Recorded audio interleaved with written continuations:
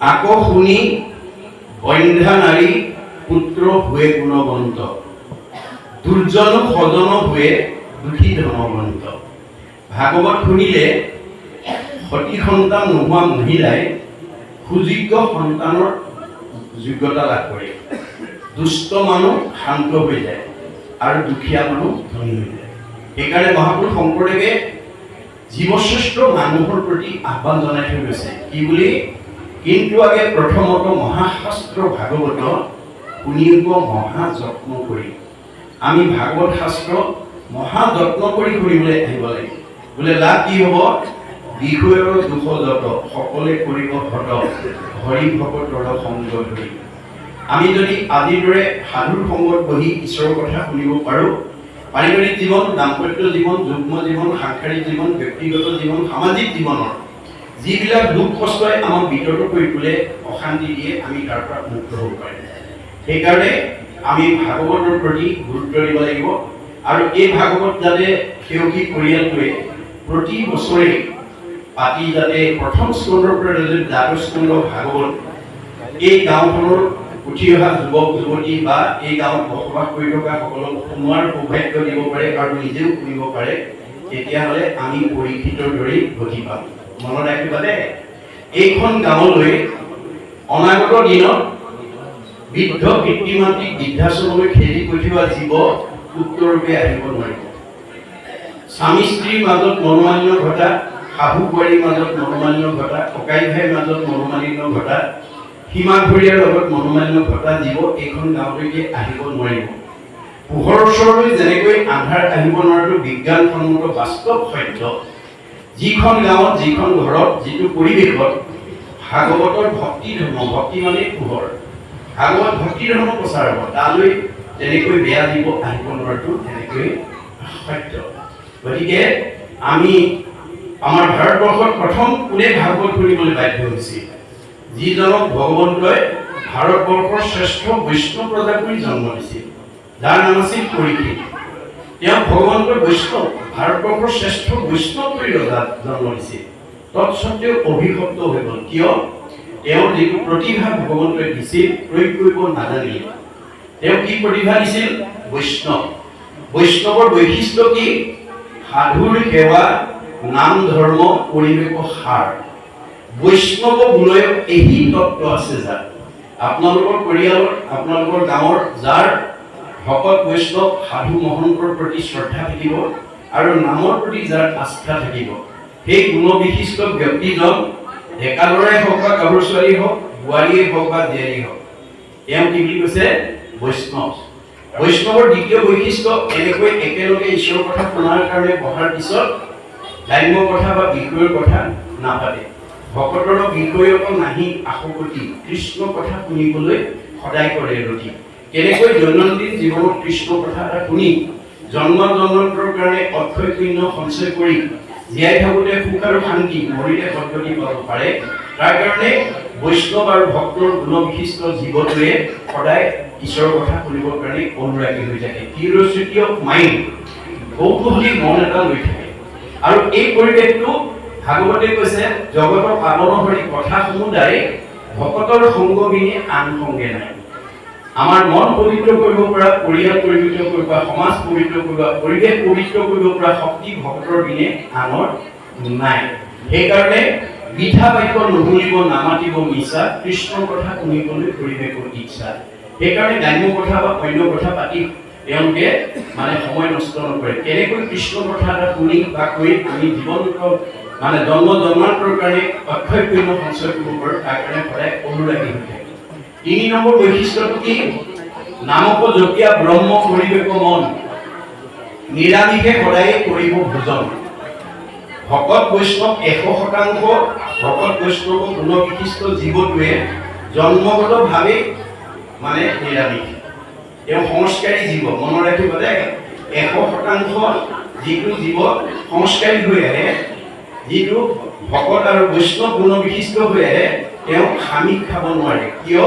ভগৱন্তই কৈছে যত দেখা ভূত প্ৰাণী সবাৰ সাকে বিষ্ণু মানি, হিংসা এৰি কৰা উপকাৰ। মই চবতে আছো দেই, কুকুৰৰ চিগাৰেট গলৰ ধৰো আত্মাৰাম, জানিয়া সবাৰ কৰি কৰিবা তুলনা দেহটোহে কুকুৰ মেকুৰী গাহৰি আপোনাৰটো নহয় গতিকে কৰ্ম ফলেহে কুকুৰ মেকুৰী হৈ আছে আপুনি ময়ো আজি আমি জীৱশ্ৰেষ্ঠ চাৰিমুখী জীৱৰ ভিতৰত পুৰণ গগন ভ্ৰমণ এই চাৰিমুখী জীৱ সবাৰো হৃদিত আত্মাৰূপে আছে পূৰ্ণ ব্ৰহ্ম সদাশিৱ সবতে ভগৱান আছে কিন্তু মনুষ্যৰ জন্ম সবাধান্তে শ্ৰেষ্ঠ ভগৱানে আমাক মানুহৰ জন্ম দিছে কিয় পৰিয়ালত মিলাপ্ৰীতি থাকিবৰ কাৰণে শাহু বোৱাৰী মিলাপ্ৰীতি থাকিবৰ কাৰণে ককাই ভাইৰ মাজত মিলাপ্ৰীতি থাকিবৰ কাৰণে স্বামী স্ত্ৰীৰ মাজত মিলাপ্ৰীতি থাকিবৰ কাৰণে সীমা ঘৰীয়াৰ লগত মিলাপ্ৰীতি থাকিবৰ কাৰণে সমাজৰ লগত মিলাপ্ৰীতি থাকিবৰ কাৰণে আমাৰ জীৱশ্ৰেষ্ঠই মানে আপুনি স্বামী স্ত্ৰীৰ মাজত কাজিয়া কৰি থাকে শাহু বোৱাৰীৰ মাজত কাজিয়া কৰি থাকে ককাই ভাইৰ মাজত কাজিয়া কৰে সীমা ঘৰীয়াৰ মাজত কাজিয়া কৰে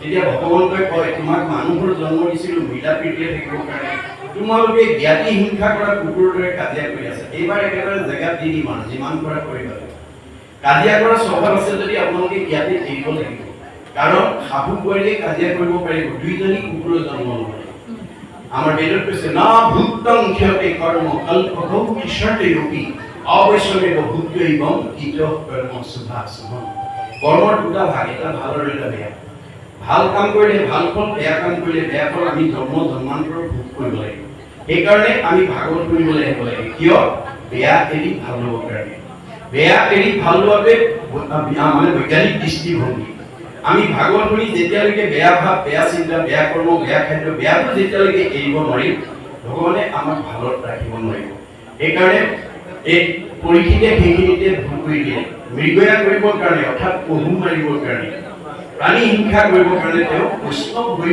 গুচি গ'ল ফলত তেওঁ পাপ সিদ্ধ হ'ল বহুৰ পিছত দৌৰি দৌৰি জ্ঞানৰ কণ্ঠ শুকাই সমীক ঋষিৰ আশ্ৰমত পানী বিচাৰি সোমাল যি সময়ত সমীক ঋষিয়ে একান্ত মনে ঈশ্বৰক ধ্যান কৰি আছিল কোন আহিছে কোন অহা নাই ক'ব নোৱাৰে কিন্তু পৰীক্ষিতে সেই বিবেচনা নকৰি পদমৰ্যাদা প্ৰাধান্য দি তেওঁ মই দেশৰ ৰজা তুমি মোৰ প্ৰজা তোমাৰ আশ্ৰমত আহিছোঁ তুমি মোক মান্যতা দিয়া নাই এই বুলি তেওঁ কি কৰিলে ধনুৰ আগেৰে মৰা সাপ এটা আনি ইঙিত মেৰিয়াই থৈ গুচি গ'ল খবৰটো তেওঁ ঠেলি থকা পুত্ৰ সিংহীয়ে লগৰীয়াৰ মুখে গম পাই দৌৰি আহি দেখিলে হয় তেওঁ পিতাকৰ ডিঙিত কোনোবাই মৰা সাপ খাই থৈ গৈছে তেওঁ লগে লগে খঙত একো নাই হৈ অভিশাপ দি দিলে মোৰ পিতাদেউৰ ডিঙিত কোনে এনেকৈ মৰা সাপ খাইছে এই তথ্যকে তেওঁ 7 দিনৰ দংশন কৰি মাৰিব খবৰটো পৰীক্ষিতৰ কৰ্ণগোচৰ হোৱাৰ লগে লগে মৃত্যুৰ ভয়ত প্ৰশ্নমান হ'ল আৰু পুতেক জন্মেজক মাতি নি ক'লে উপায়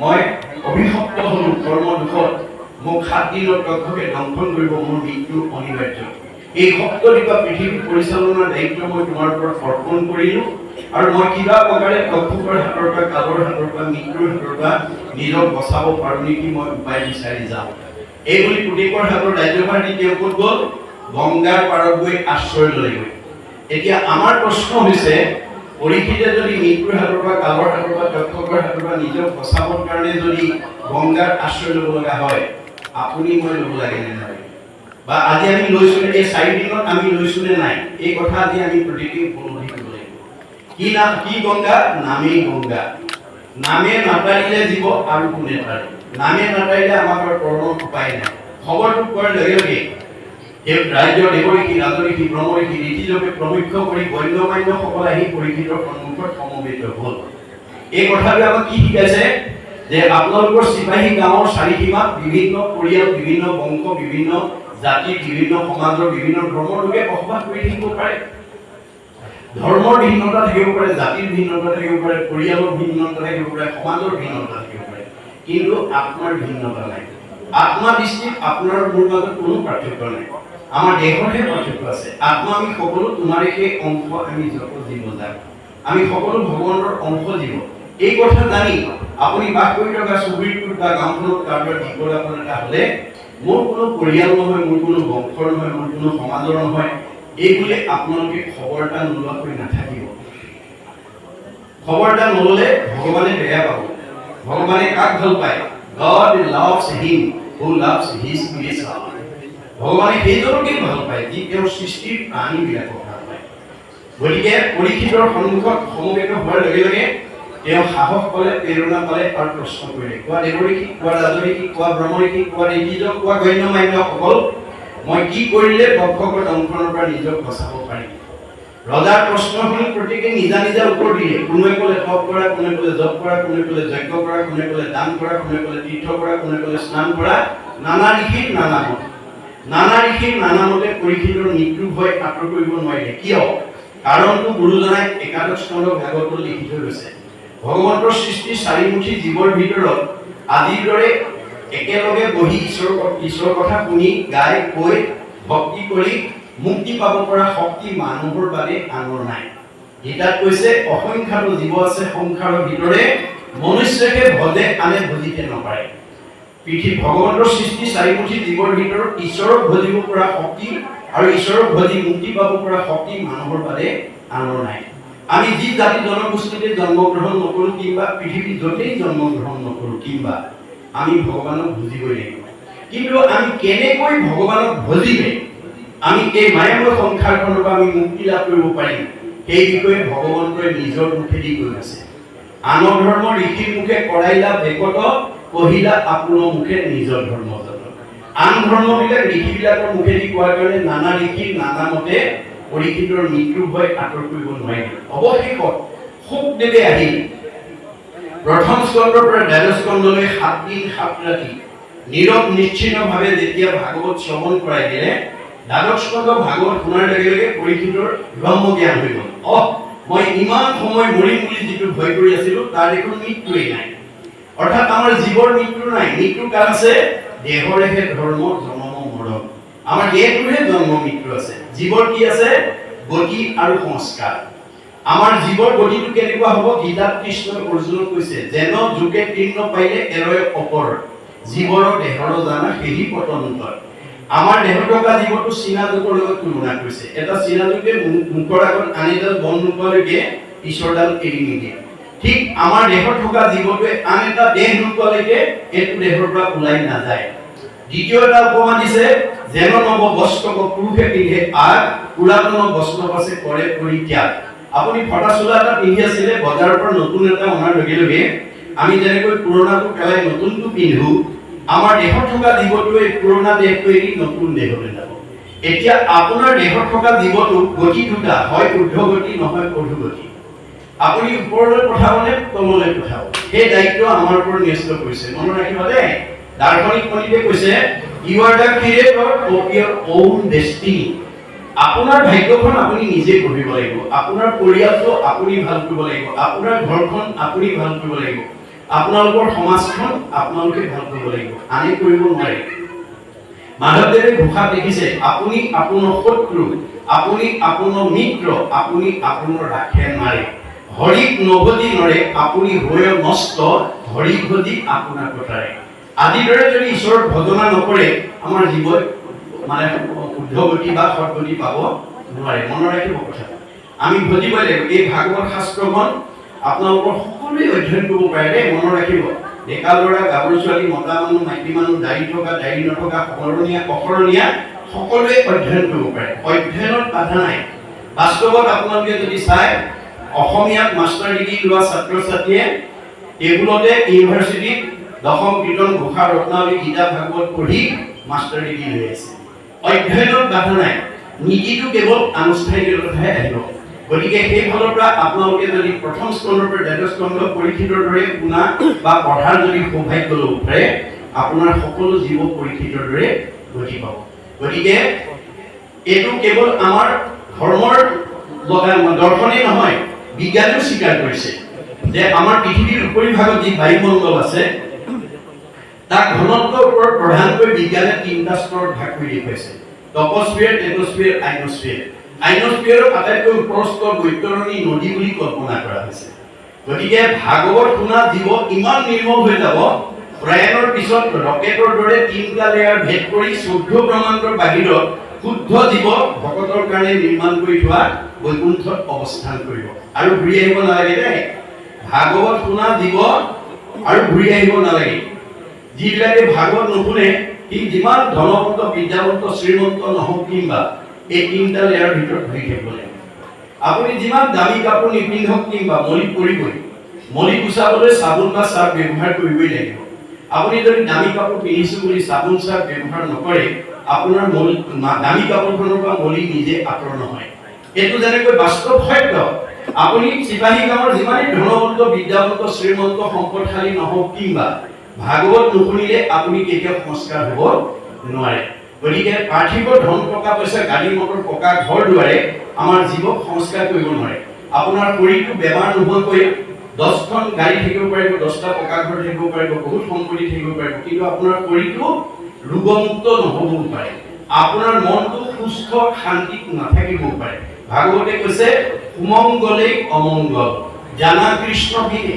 সব আছে, ধনে ধানে টকাই পইচাই গাড়ীয়ে মটৰে পকা ঘৰে ঘৰে ব্যৱসায় বাণিজ্য নদন বদন হৈ আছে, কিন্তু ঈশ্বৰৰ নাম নকয় নুশুনে। তেওঁৰ জীৱনলৈ আপদ অমংগল এটাৰ পিছত এটা নামি সুমংগলে অমংগল। পাৰ্থিৱ ধন টকা পইচা বিদ্যা শিক্ষাই আমাক অমংগলৰ পৰা মুক্ত কৰিব নোৱাৰে। অমংগলে সুমংগল জানা কৃষ্ণ সুমংগলে অমংগল জানা কৃষ্ণ বিনে অমংগলে সুমংগল কৃষ্ণৰ কীৰ্তনে। আপোনাৰ কিবা বিপদ হৈছে ব্যক্তিগত জীৱন, পাৰিবাৰিক জীৱন, দাম্পত্য জীৱন, যুগ্ম জীৱন, সাংসাৰিক জীৱন, সামাজিক জীৱনত আপুনি ঈশ্বৰৰ নাম লওক। 4জন ভকত আনি পাঠ শিকাইদা পঢ়াওক, নাম এষাৰ লওক, ভাল হৈ যাব। মনত ৰাখিব কথা। গতিকে এই তথ্য আমাক ভাগৱতে দি আছে। ভাগৱতে কেৱল জীৱন শৈলীৰ কথা কৈ আছে। এটা জীৱই মাতৃগৰ্ভত স্থিতি লোৱা দিনৰ পৰা মাকে কি খাব লাগিব, কি খাব নালাগিব, কি কৰিব লাগিব, কি কৰিব নালাগিব, কলৈ যাব লাগিব, কলৈ যাব নালাগিবকে প্ৰমুখ্য কৰি মৃত্যুৰ পৰ্যন্ত কৰিবলগীয়া কামৰ গোটেই নিৰ্দেশনাবিলাক নীতি সদাচাৰবিলাক ভাগৱতত অন্তৰ্নিহিত আছে। ভাগৱতত প্ৰধানকৈ 8 প্ৰকাৰ সদাচাৰৰ কথা উল্লেখ আছে। মই মাত্ৰ আপোনালোকৰ দৃষ্টি আকৰ্ষণ কৰিছোঁ, পিছত মই আলোচনা কৰিম। কায়ৰ সদাচাৰ, বাক্যৰ সদাচাৰ, মনৰ সদাচাৰ, গমন সদাচাৰ, শৌচ সদাচাৰ, অন্ন সদাচাৰ, স্নান সদাচাৰ, শয়ন সদাচাৰ। এই 8 প্ৰকাৰ সদাচাৰ যদি আমি নিজে শিকি ল'ব পাৰোঁ আৰু ল'ৰা ছোৱালী পৰিয়াল বা সমাজৰ যদি মানুহক আমি শিকাব পাৰোঁ, সেইখন গাঁৱৰ মানুহ, সেইখন ঘৰৰ পৰিয়াল কেতিয়াও 100 বছৰৰ আগত মৰিব নালাগে, শৰীৰত কোনো ৰোগ ব্যাধিয়ে আক্ৰমণ কৰিব নোৱাৰে। এই তথ্য আমাক কেইবাজনো আটাপুৰুষে দি থৈ গৈছে। শংকৰ মাধৱৰ দিনতে কেইবাজনো আটাপুৰুষে তেওঁলোকৰ পৰাই ভাগৱত ব্যাখ্যা শুনিছিল, কিন্তু তেওঁলোকৰ এটা চাৰিত্ৰিক বৈশিষ্ট্য আছিল, গুৰুতকৈ শিষ্য জ্ঞান, খুচৰি খুচৰি লয় জ্ঞান। নজনা কথাবিলাক সকলো তেওঁলোকৰ পৰা শিকি ল'লে। শিকাওঁতা শংকৰদেৱ 120 বছৰ জীয়াই থাকিল, শিকাওঁতা মাধৱদেৱ 107 বছৰ জীয়াই থাকিল। তেওঁলোকৰ পৰা শিক্ষা লোৱা বদলা আটাই 130 বছৰ, ৰামৰাম আটাই 140 বছৰ, মথুৰা দাস আটাই 151 বছৰলৈ আয়ুস বঢ়ালে। আমাক ভগৱানে দিয়া বয়স 100 বছৰে, মনত ৰাখিব দেই। মনুষ্যৰ আয়ুসত বৰিষ্ঠ সংখ্যা, মানুহ মাত্ৰেই 100 বছৰ দিছে, কাকো কমাই দিয়া নাই। আৰু গুৰুৰূপে কৈছে, মই ভাগৱতৰ সকলো নীতি নিৰ্দেশনা দি থৈ আহিছোঁ, তোমালোকে যদি ভাগৱতৰ নীতি সদাচাৰখিনি অধ্যয়ন কৰি সমাজলৈ গৈ যদি শিকি ল'ব পাৰা, তোমালোকে আয়ুস বঢ়াব পাৰিবা। আৰু যদি তোমালোকে ভাগৱত নপঢ়া নুশুনা, তোমালোকে ভগৱানে দিয়া 100 বছৰ ভোগ কৰিবলৈ নাপাবা।